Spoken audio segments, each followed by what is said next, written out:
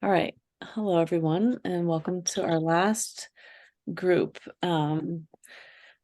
What if, to start the session off, what if we all took a few moments to discuss like what being part of this group has meant to you and how it's been helpful to you in this process of abstaining from your habit or substance. So I'll give you a few moments if you want to think about it. Whoever wants to go can go. I can go.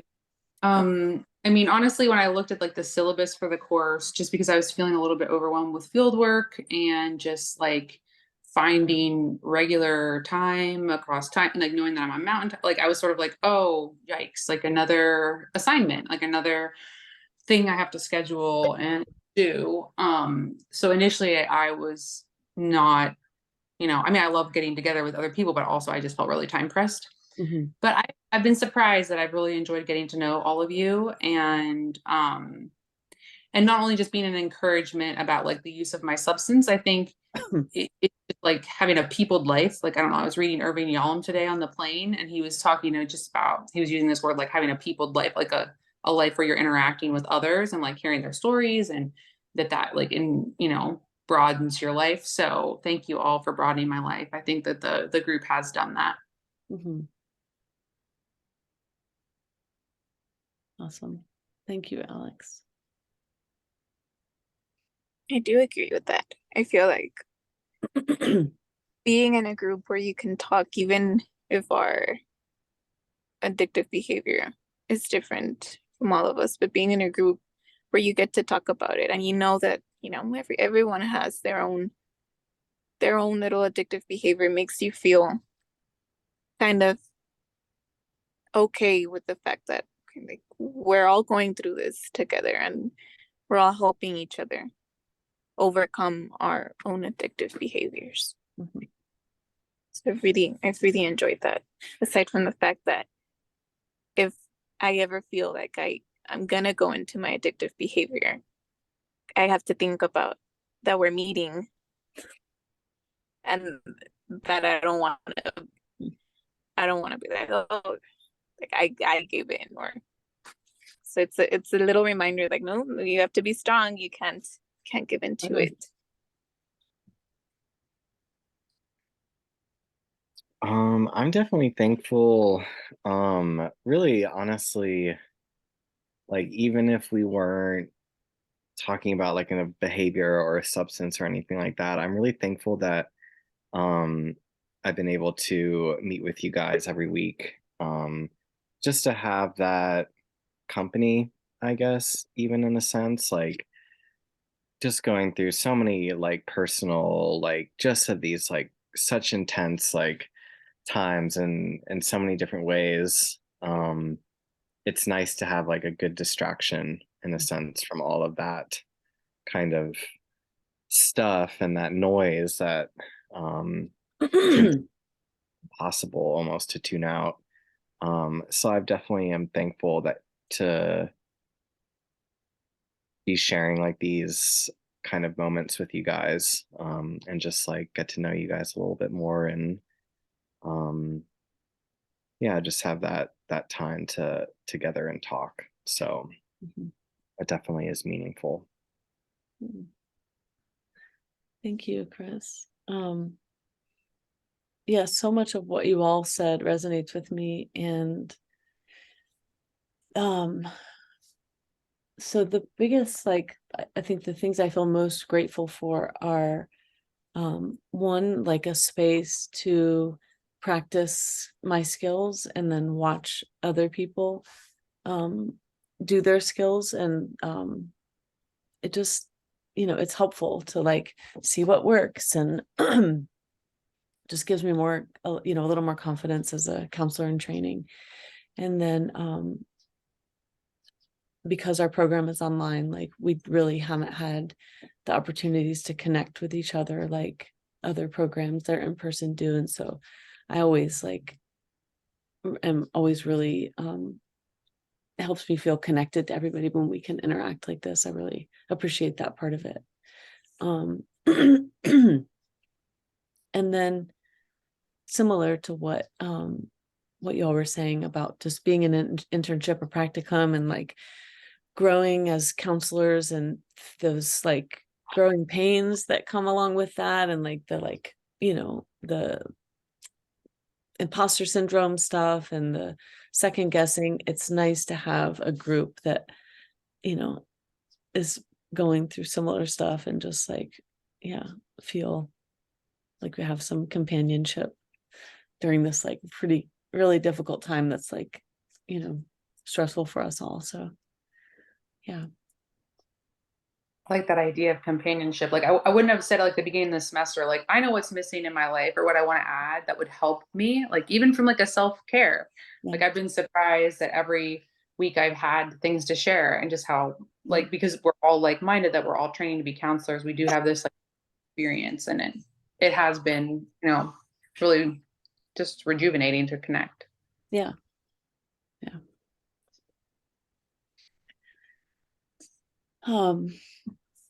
Thanks everybody. That was nice. It's nice to hear all of our thoughts on this process and being together. Anybody want to start off with like what was challenging this week in terms of your staying abstinent from your behavior, or if it's something else, then that too is okay.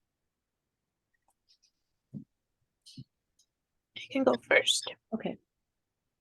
I had a very, very scary moment. With the other miscarriage, of course, they've told me for this pregnancy that I have to be calm, you know, stress-free, and like don't carry anything heavy. I don't remember if I told you all, but I used to dance. I did folklorico. And we were a month away from our concert when I found out that I was pregnant. So obviously I was in all the sections. I know I told my director, like, you know, it's sorry, like you're just gonna have to find someone to fill in all of my spots because I can't dance. So no movement, like don't do anything crazy, right? At least for the first trimester.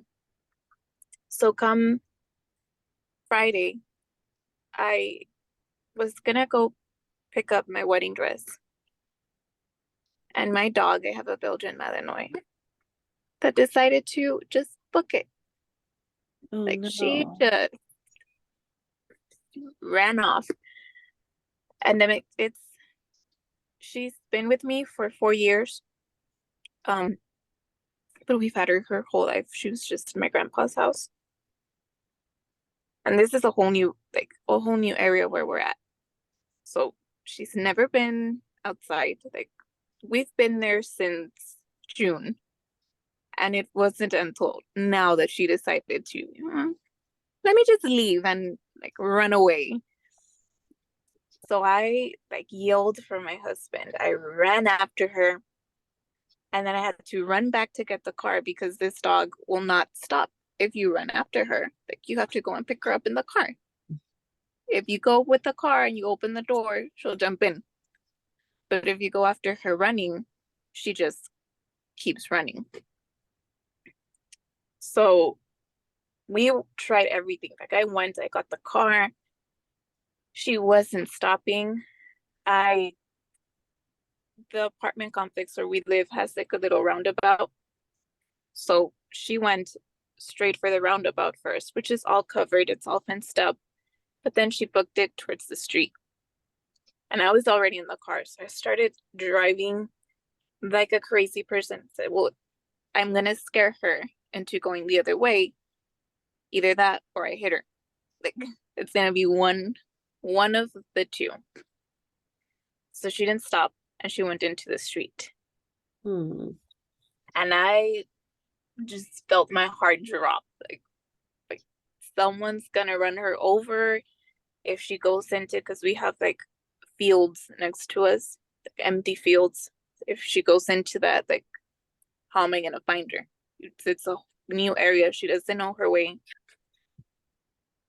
So I turned into the traffic. I put my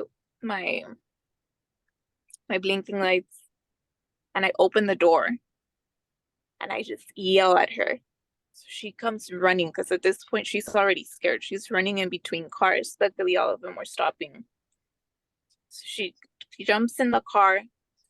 I go back and I'm shaking, like the worst scare I've had in this whole pregnancy. Yeah. So then I was just worried the rest of the night that, like what if that scared like did something to my baby, and like I can't be doing that anymore. So that was like my big low this week. Like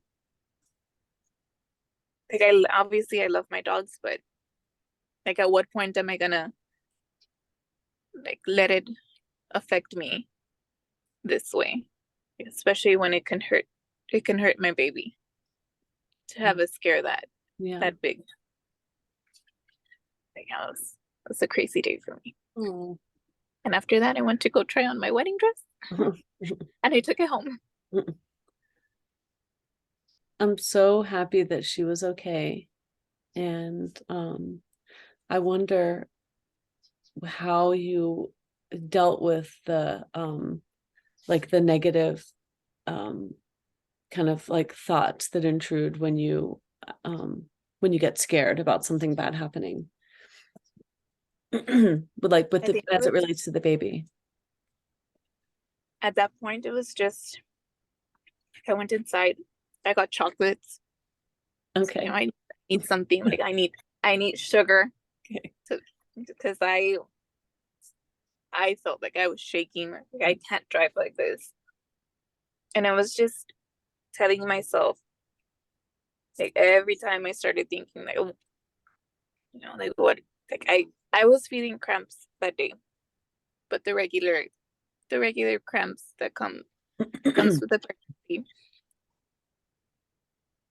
So I was already feeling them, but then this happened and I was like, well, wait, but what if these cramps are like something else, like what if something's going on?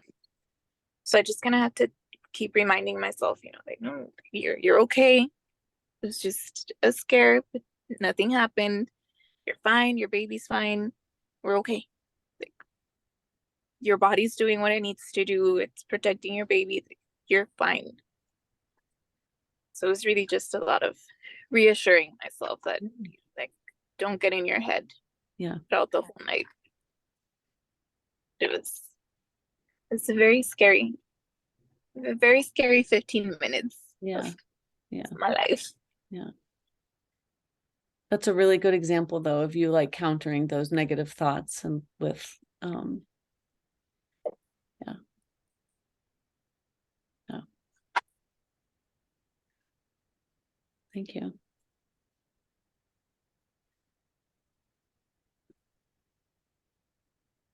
Who else wants to go?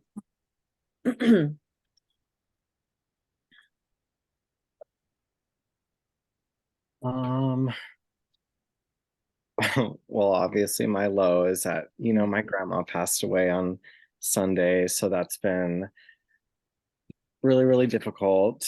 I still feel like I'm in this like state of shock Yeah. almost, and I am sure there will be so many feelings coming up that will just kind of ebb and flow. And, when the initial shock wears off, there will be, other sets of emotions too. So it's been hard. I will miss her. I miss her. She was my best friend in the whole wide world. Truly a soulmate. So I will definitely miss her. That's been hard. But in darkness there is light. And so my most positive moment this week was yesterday I had my therapy appointment. And I've been going to see her for some time now.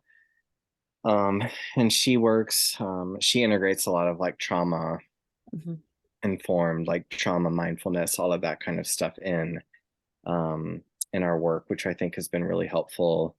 Um, and yesterday, I was, of course, we were just talking about my grandma's loss and her death and everything. And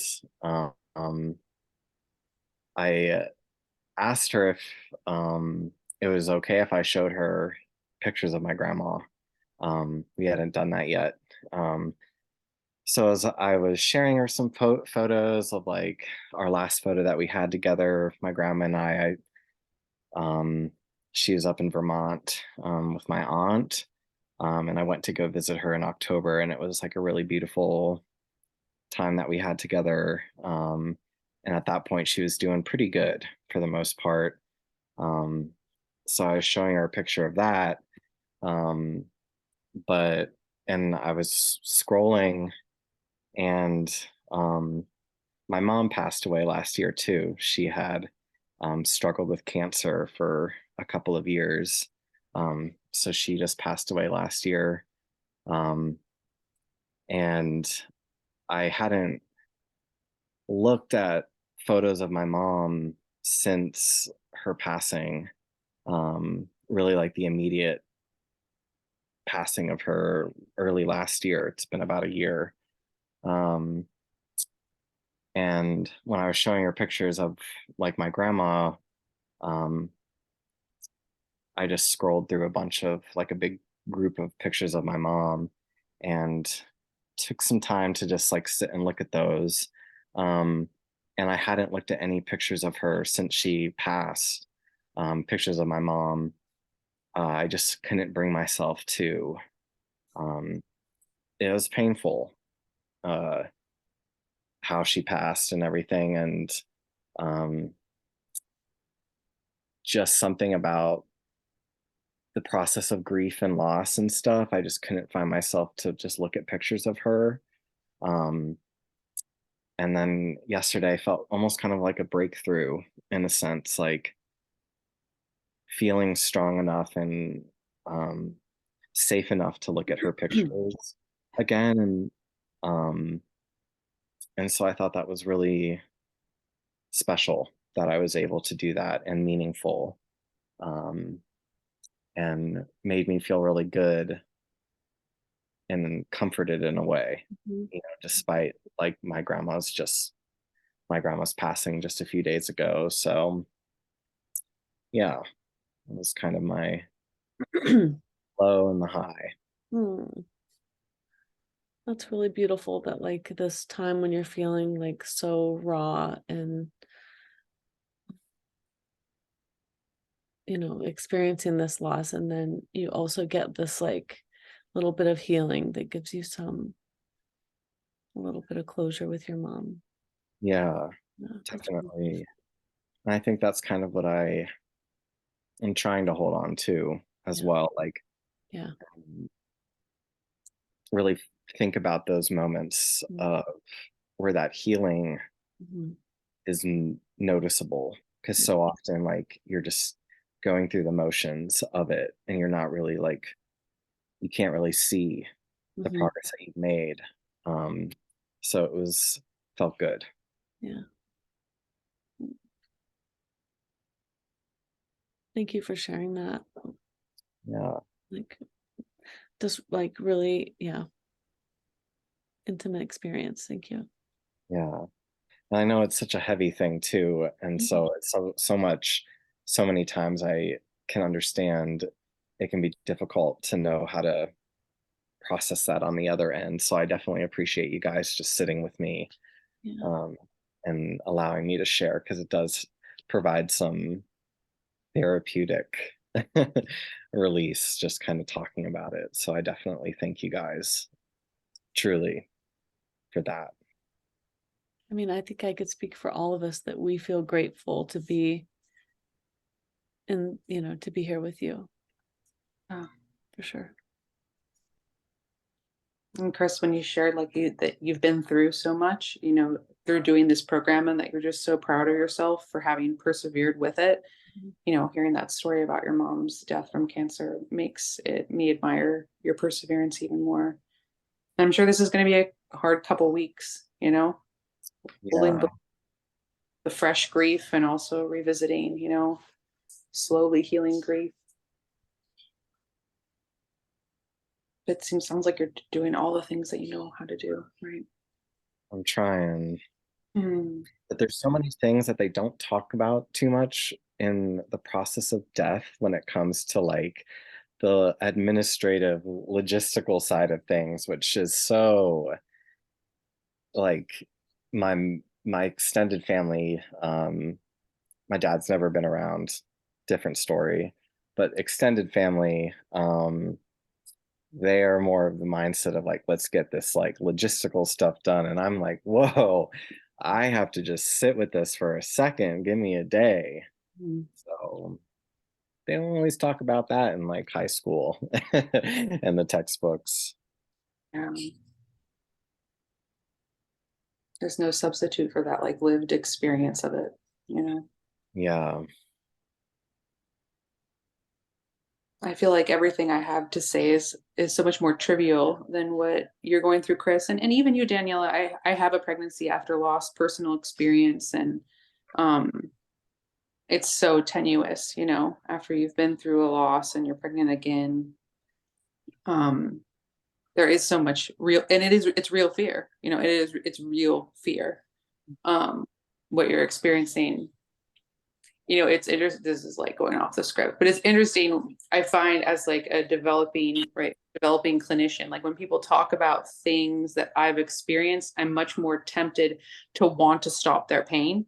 You know, like I think when people are talking about things that are more, you know, that just aren't in my experience, I'm able to reflect more and be with them. But like when you're talking, I feel it so viscerally, like triggers my own experience that I want to say like, oh, you know, it's going to be okay. And like, this is how I, you know, I want to jump in because I think there is that it ignites something in you that you remember your own. Like I remember like even as my daughter was bigger, I would like obsessively drink orange juice all the time when I couldn't feel her moving and like lay there like to see, you know, if somehow she would move. I was like always drinking sugary drinks. So when she started moving to feel her. Um so this is a hard season for you and a really hard season for Chris. Um I'm not really experiencing a hard season personally. I think, you know, I did run into my garage door last night. It was really like, it was like a weird experience. I haven't had a garage for a while. I looked back there, both my kids were in the car. I saw that the garage door was closed. And I said, Alex, I have a lot of driving anxiety. I had a crash last spring. I was like, Alex, don't hit the garage door. I have a lot of like shame from poor driving as a child. Like I have like driving issues. Okay. And I was like, don't hit the garage door. So then I hit it to go up and I look backwards and I'm rushing. I'm nervous. Today was a travel day. I felt unprepared, trying to manage my school, my kids' school. And I look back and I see the blue sky and I drive back up and like the top of my van hits the last panel that I didn't see.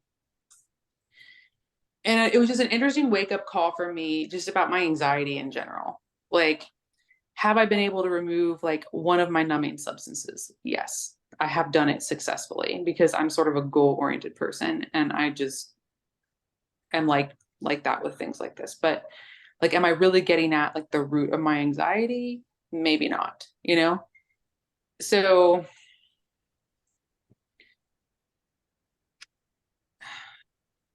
yeah, I don't know what to say about like the substance. Like, am I gonna go back to using social media? Probably not, at least initially. Maybe I'll add it back. I don't know. But I still think I have a lot of like anxiety in my life about driving and also just like achievement and all the things and travel. And I was like, huh, yeah, pat on the back for me for not using social media to numb, but like there's other things I need to conquer in my mental. Yeah.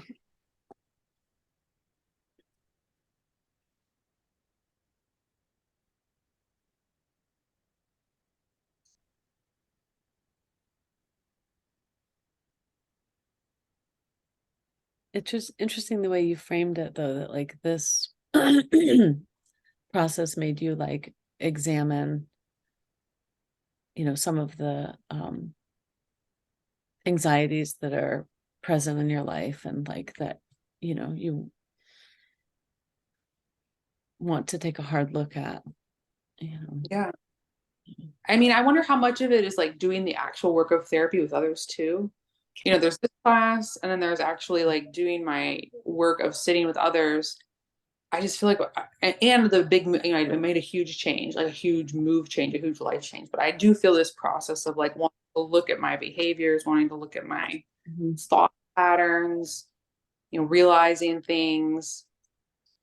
I mean, I didn't after hitting the car, after hitting the garage door, breaking the garage door, I didn't go to any behaviors. You know, I didn't start like drinking. You know, I didn't go to those behaviors, but I started blaming. You know, I started getting angry. I started like blaming my husband for X, Y, and blaming myself, and you know, falling down like a hole of like shame. And I was like, yeah.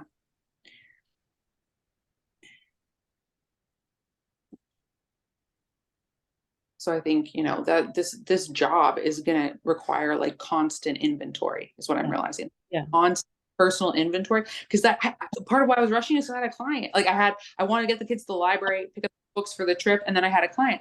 So it's like I'm having the shame spiral. And I said, like, I have 2 clients I'm going to go see now. Like I need to do something Yeah. to take care of myself to get this out of me. And I was proud. I guess that's a good, you know, Chris shared his positive, but like I guess the good thing is that I realized I didn't freak out at the kids. I didn't, you know, yell, I didn't use bad language. Um, and I was able to calm myself down and breathe and move and use enough like safety scripts of my own self and like self-forgiveness scripts in my own mind that by the time I got to work later than I wanted to be there, I did feel like I was able to be present and be in the moment with them. And I was able to set aside, you know, I have lots of money issues too from my childhood. I was like just able to set aside like, you know, all of that and be there with them. And that was just encouraging to me, just still how much I enjoy it, how much obviously I have to learn, and obviously I'm not doing everything right, but like how much I enjoy it and want to be there and like care about these people, Mm. the team. So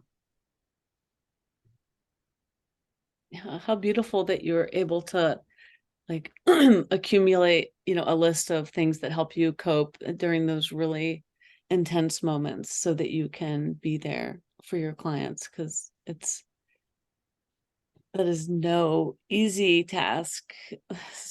Yeah, that's tremendous, really. I hope you do give yourself a big pat on the back.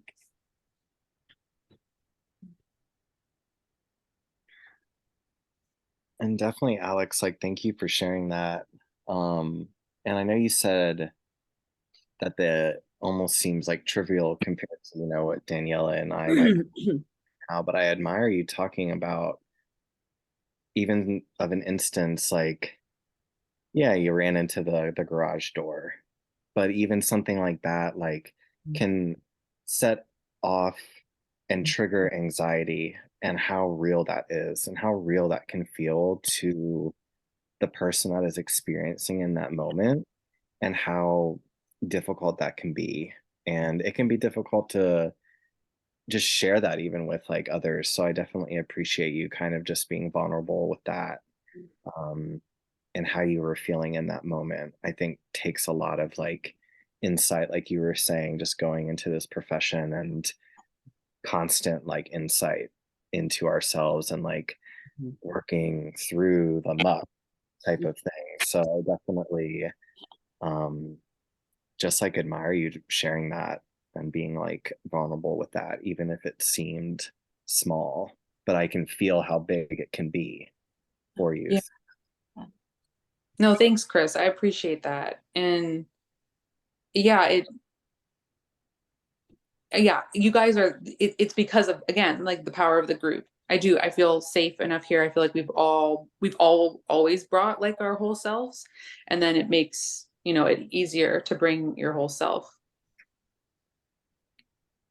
Yeah, this constant inventory. I think because I'm thinking about like what drives my clients, what drives their behavior, you know, what past stories do they have to play? And then, you know, hard questions. My husband he's an investigator, right? He's an FBI agent, and he has lay counseling training, and he's just sort of like he like, especially with me because of our close relationship, just to get to the heart of the issue and like fix it right away.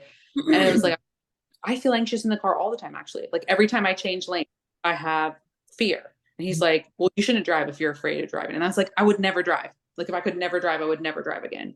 And I was like, these are like big things that I've been ignoring, you know? And so I think it's just good to use any of these opportunities to Mhm, say, like, even like you, Chris, like you leaned in, mhm. like you didn't go into your therapy session saying, I want to look at pictures of my mom and deal with my, you know, overwhelming grief that's still there. But like when you flipped to them, you leaned into that, even though it was probably not comfortable because you saw like there might be light, like you said, at the end of it. So did I want to hit my garage door? No, but like, oh, maybe there's an invitation here to look at this a little bit more. And that's, yeah. It's crazy how life works. How little events Mhm. just take you to a deeper realization. Oh, there's something I gotta work on there. Yeah. Yeah, and you know, kudos to all of us for being open to hearing and seeing the invitation to to allow those incidents to cause you to examine, you know, those aspects of your life that are uncomfortable. It makes me think of my highs and lows this week. I was on my way to internship and a girl ran a light and turned in front of me and totaled my car. And so we're all okay, but like, you know, it sucks. And it just has like I've been experiencing some of what you're talking about, Alex, with like just the like anxiety driving. Even though it wasn't my fault, I didn't do anything wrong. I still, you know, am like feeling like I need to be extra cautious. And it made me just like think about my own driving and, you know, any tendencies I have to like maybe get, you know, aggravated if I'm not able to get around somebody, or, you know, I'm not like an aggressive driver, but I could be a more relaxed driver. I think about the way my dad drives and he's just like, you know, go with the flow, like roll slow, just very, very cautious. And like, really, what's wrong with that? Like, what's wrong with being that kind of driver? um, and so I came home and promptly turned on the TV. Mm. I went and got a cookie, got a rental car, walked over, got a rental car, and drove myself home and Wow. laid in bed and watched TV. And I feel pretty okay about it. um, I haven't watched it since that night, but it was just like I needed a few minutes to like decompress and indulge, I guess. Yeah, I haven't hit the high yet this week. I don't know. Mm. Yeah. Maybe this is the high. Being Maybe this, yeah, yeah, That's really scary. yeah, I yeah. was reading about post-traumatic stress. Like when it doesn't become a disorder, it is normal to have after that. Yes. Yeah. It's, Yeah. Mm-hmm. Yeah. so you have to buy a whole new car. Your car is Buy a total. whole new car. That's in itself, like cars, like you Dude. can't relate to the car. You know, I mean, like memory. Yes. It was my first brand new car I ever bought for myself. I paid it off. Like I paid extra every month so I could get it paid off. Like it was my car. Like I loved it so much. Now I gotta buy some other person's old crummy car, you know, that they've already been driving around in for however long because I can't get a new car again. Yeah, I feel really some kind of way about it. Yeah. what about the insurance? I Oh, know this is sure. totally Yes. Yes, her insurance will cover my car, but they never give you the money Mm. that you need to get a replacement value, Yeah. they, they always, Pick you when you're down. yeah, like, yeah, like, yeah, to buy the equivalent car, I don't believe they'll give me the amount of money that it would take to buy that. So, And the administrative pain too of it. I mean, Chris was talking about like his family is his extended family want to like push ahead doing all like the administrative thing, but this creates a huge administrative headache for yes. you. Yeah. And When it happened, I'm a single person. So when it happened, I was like, how am I going to get anywhere? Like, how am I even going to get to like anywhere? They're like, oh, go to a chiropractor. Go. And I'm like, how? It didn't, I was like, in this freaked Yeah. out zone. But of course, then I realized, okay, I can get a rental car. Like this is gonna work. And my neck is killing me. So I've got to go to the chiropractor and like, do all that stuff. And yeah. And they make you go for like what seems like forever. Yeah. They made my husband go for several months Yeah. after the accident. Yeah. Just because they want to add up like all of those chiropractor visits. Like, oh, look, like you messed her up. So we're going to get, Yeah. the medical Yeah. along with your property damage. Yeah. Yeah. It's a big fat pain. That is for sure. But what a headache I did not need right now, for sure. have you But- gone and seen the car and gotten your stuff out of it yet? Oh, I had to that day because they said we're gonna come and take it because it's totaled. So I had to get all my stuff, say goodbye real quick, like, and yeah, yeah. Dude, we're kind of going through it this week, aren't we? I'm like, and I appreciate what you said, Chris, about like, our experiences are our experiences, and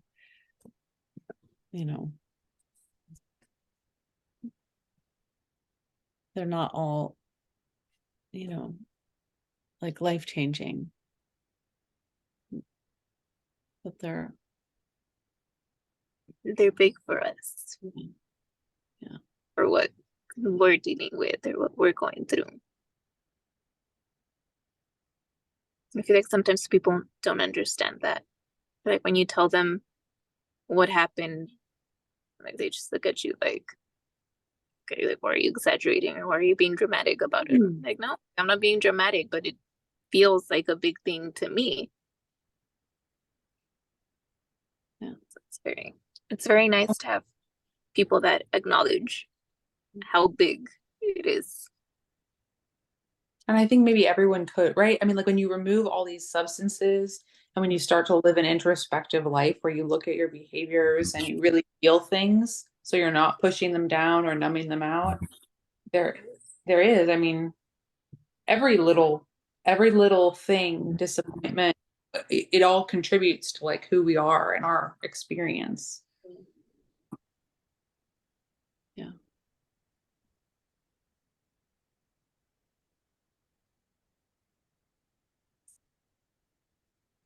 I just want to say this. I appreciate all the insight you had as to all of the things that came up for you with the garage door. It was like this seemingly like small thing, but it really had like there's so many things from so many traumas from your life that are exposed in those moments if you're aware and you have insight. So Yeah. I hope you, Chris and Lara, especially with these big things that happen to you, that you can be gentle with yourself. It sounds so easy to say.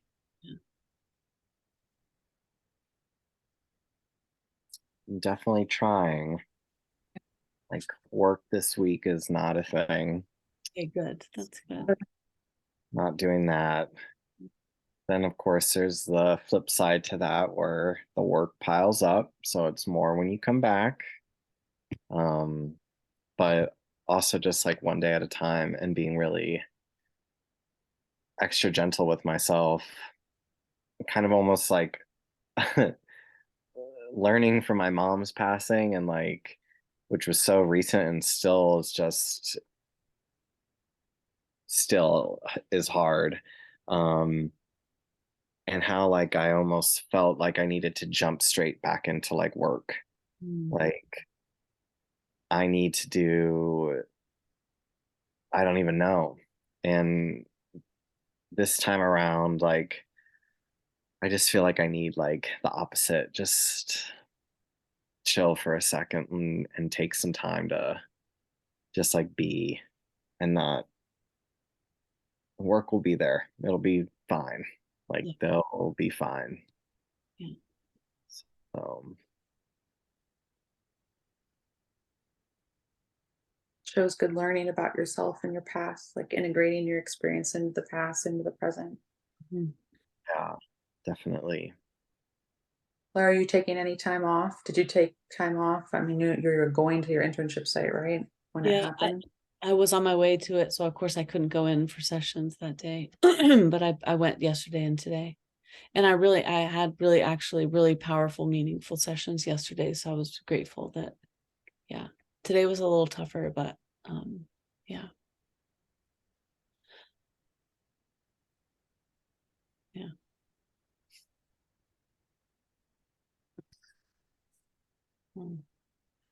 Thank you, everyone. Yeah. Did we all share everything we want to share? It was good. Yeah, it was. Right. Yeah.